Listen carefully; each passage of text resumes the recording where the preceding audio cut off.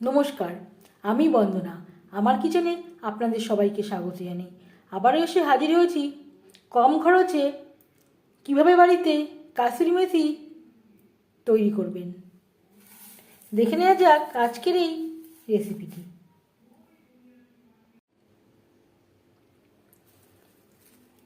কাসুরি মেথি তৈরি করার জন্য আমি এখানে নিয়েছি মেথির শাক। সবার প্রথমে আমি মেথির শাকের এই পাতাগুলো এইভাবে ডাঁটির থেকে আলাদা করে নেব। কখনোই পাতা ছাড়া এই নরম অংশটা ব্যবহার করবেন না, তাহলে এই পাতা শুকাতে অনেকটা বেশি সময় লাগবে। এই কচি অংশটা আপনারা শাক রান্না করেও খেতে পারেন। এইভাবে পাতা আমি ছাড়িয়ে নেব। পাতা আমি 4-5 বার জল পাল্টে পাল্টে পরিষ্কার করে ধুয়ে নিয়েছি, আর একটা ঝাঁঝরির সাহায্যে জল বেশ ভালো করে ঝরিয়ে নিয়েছি। এবার একটা পাতলা সুতির কাপড়ের ওপর বেশ ভালো করে বিছিয়ে দিতে হবে। কখনোই খুব কড়া রোদে দেবেন না, একটু ছায়াতে এইভাবে মেলে 2-3 দিন দিলে এই পাতাগুলো শুকিয়ে যাবে। আর যখন দেখবেন মচমচে হয়ে গেছে, তখন বুঝে নিতে হবে পাতা পুরোপুরি শুকানো হয়ে গেছে। পাতা শুকিয়ে নিয়ে 2-3 দিন পর ফিরে আসছি। খাবারের বা রান্নার স্বাদ বৃদ্ধিতে এই মশলাটির অবদান অতুলনীয়। বাজার থেকে আমরা চড়া দাম দিয়ে এই মশলাটি কিনে থাকি। এখন যেহেতু মেথির শাকের সময় চলছে, খুব কম দামেই বাজারে এই শাকটা আপনারা পেয়ে যাবেন।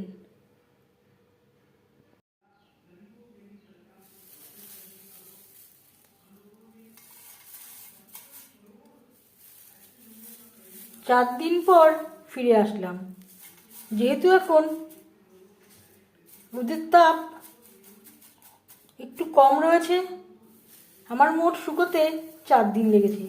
যদি কড়া রোদ হয় 3 দিনেই শুকিয়ে যাবে। কখনোই ডাইরেক্ট রোদে দেবেন না। বারান্দায় সুতির কাপড় বিছিয়েও এই মেথি পাতা শুকাতে দিতে পারেন। এই থালার মধ্যে মেথি পাতা দিয়ে উপর দিয়ে একটা পাতলা কাপড় দিয়েও ঢেকে দিতে পারেন। এভাবে শুকালে কালারটা ভালো থাকবে, না হলে কালারটা এতটা সবুজ থাকবে না।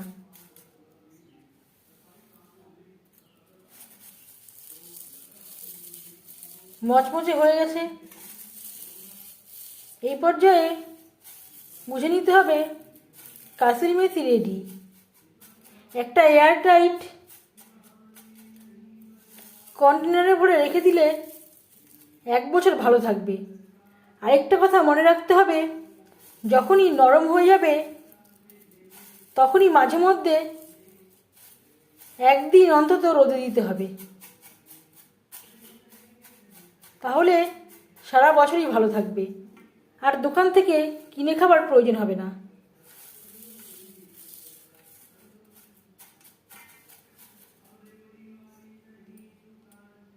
এখানে আমি অনেকটা পাতা নিয়েছিলাম, শুকিয়ে অল্প হয়ে গেছে। যখন ব্যবহার করবেন যে কোনো রান্নাতে, তখন খুবই হালকা করে কড়া বা তাওয়াটা গরম করে নেবেন, তারপর গ্যাসের ফ্লেমটাকে বন্ধ করে দেবেন। ওই গরম কড়া বা তাওয়ায় রাখলে এই মেথি পাতা খুব হালকা করে ড্রাই রোস্ট হয়ে যাবে। তারপর হাত দিয়ে ক্র্যাশ করে যে কোনো ইচ্ছে অনুযায়ী fish curry, chicken curry, egg curry বা যে কোনো সবজিতে অ্যাড করতে পারেন। সাথে অবশ্যই গরম মশলা পাউডার অ্যাড করবেন। এই রেসিপিটি কাসুরি মেথি তৈরির পদ্ধতিটি কেমন লাগলো অবশ্যই জানাবেন কমেন্টের মাধ্যমে। যদি এই রেসিপিটি ভালো লেগে থাকে লাইক করবেন, শেয়ার করবেন, সাবস্ক্রাইব করবেন আমার চ্যানেলটিকে, বেল আইকনটা প্রেস করে দেবেন। যখন আমি নতুন ভিডিও আপলোড করব তার নোটিফিকেশান সবার আগে আপনার কাছে পৌঁছে যাবে। আপনারা সবাই অনেক অনেক ভালো থাকবেন। এই ভিডিওটি দেখার জন্য ধন্যবাদ।